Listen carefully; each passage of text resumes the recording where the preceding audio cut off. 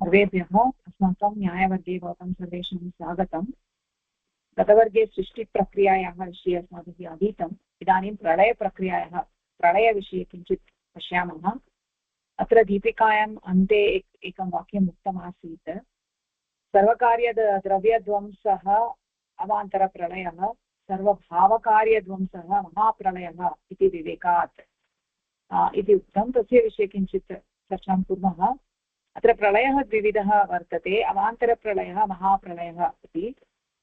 सर्वकार्यद्रव्यध्वंसः अवान्तरप्रलयः, सर्वभावकार्यध्वंसः महाप्रलयः।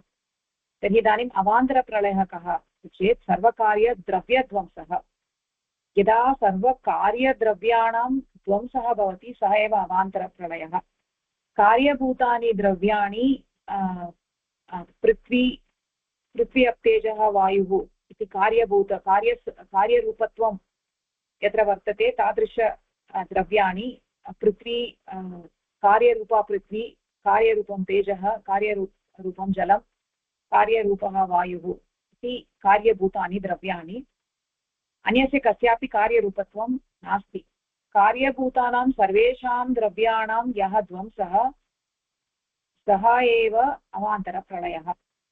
अत्र सर्वकार्यद्रव्यध्वंसः इति उक्तं। तत्र किमर्थं कार्यद्रव्यध्वंसः इति अत्र उक्तमस्ति?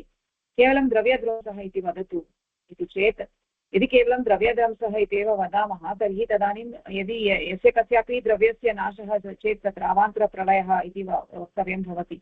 इदानीं घटः नष्टः, पटः नष्टः, तदानीमपि अवान्तरप्रलयः सम्पन्नः भवति इति व्यवहारः स्यात्। यतोहि तदानीं कश्चित् घटः नष्टः अथवा किञ्चित् द्रव्यं नष्टं, तन्तोः नाशः चेदपि अवान्तरप्रलयः, पटस्य नाशः, कपालस्य नाशः अपि चेत् अवान्तरप्रलयः इति व्यवहारः स्यात्। परन्तु अत्र तदर्थम् अत्र सर्वकार्य, अतः तत्र केवलं द्रव्यध्वंसः इति न वक्तुं न शक्नुमः। यदि सर्वकार्यध्वंसः इत्येव वयं वदामः तर्हि सर्वकार्यध्वंसः इति वदामः चेत् यत्किञ्चित् सर्वकार्यद्रव्यध्वंसः इति वयं वदामः चेत् तदानीं यत्किञ्चित् द्रव्यनाशे अवान्तरप्रलयः इति व्यवहारः न भवति।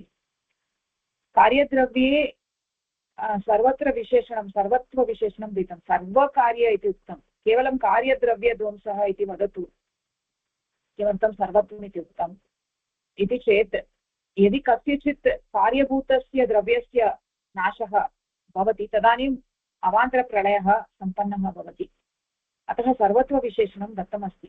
सर्वं यत् कार्यद्रव्यं तस्य ध्वंसे एव अवान्तरप्रलयः। तर्हि पूर्वं ये दोषाः सन्ति तेषां निवारणं सर्व इति पदेन एव भवति।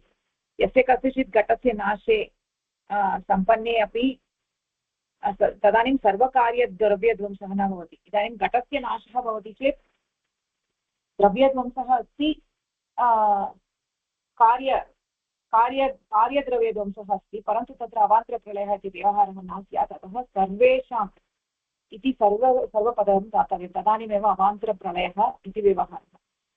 कार्यत्वदलं नास्ति चेत् सर्वद्रव्यध्वंसः अवान्तरप्रलयः इति वयं वदामः चेत् सर्वेषां द्रव्याणां ध्वंसः भवति चेदेव अवान्तरप्रलयः। सर्वेषां द्रव्याणां ध्वंसः कदापि न भवति। यतोहि अत्र नित्यरूपा पृथ्वी, नित्यरूपं जलं, नित्यरूपः वायुः, नित्यरूपं तेजः इति वर्तते खलु। तत्र परमाणवः नित्याः। अतः सर्वेषां द्रव्याणां ध्वंसः कदापि न भवति।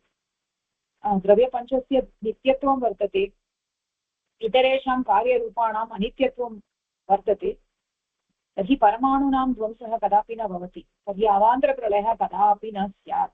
अतः सर्वकार्यद्रव्यध्वंसः इति वक्तव्यं। सर्वेषां कार्यद्रव्याणां ध्वंसः भवितुमर्हति इति कृत्वा अवान्तरप्रलयस्य व्यवहारः उचितः वर्तते। इदानीं तत्र अन्यः अस्ति महाप्रलयः इति। सर्वभावकार्यध्वंसः महाप्रलयः। सर्वाणि भावकार्याणि यानि सन्ति तेषां ध्वंसः यदा भवति तदानीं महाप्रलयः इति व्यवहारः। भावपदार्थाः के भावपदार्थाः इति चेत् द्रव्यगुणकर्मसामान्यविशेषसमवायाः भावपदार्थाः। परन्तु कार्यस्वरूपत्वं तु द्रव्यस्य गुणस्य कर्मणः च अस्ति। तर्हि समवायविशेष सामान्यः येषां कार्यस्वरूपत्वं नास्ति इति भावपदार्थः, परन्तु भावे कार्यस्वरूपत्वं नास्ति।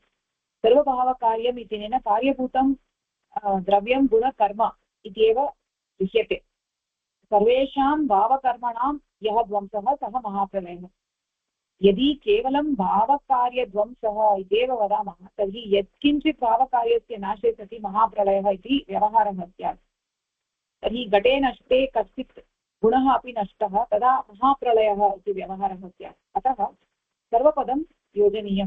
सर्वभावकार्यध्वंसः इति अस्माभिः वक्तव्यं।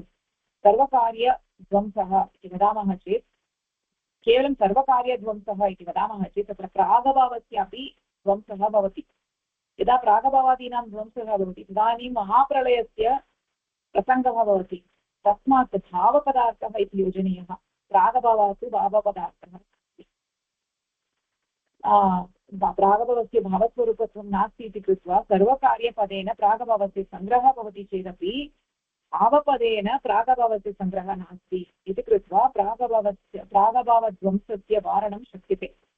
तस्मात् सर्वभावकार्यध्वंसः महाप्रलयः, भावान्तरप्रलयः महाप्रलयः इति तत्र व्यवहारः। अस्तु, तर्हि अत्र स्थगनं कुर्मः। धन्यवादः, नमस्कारः।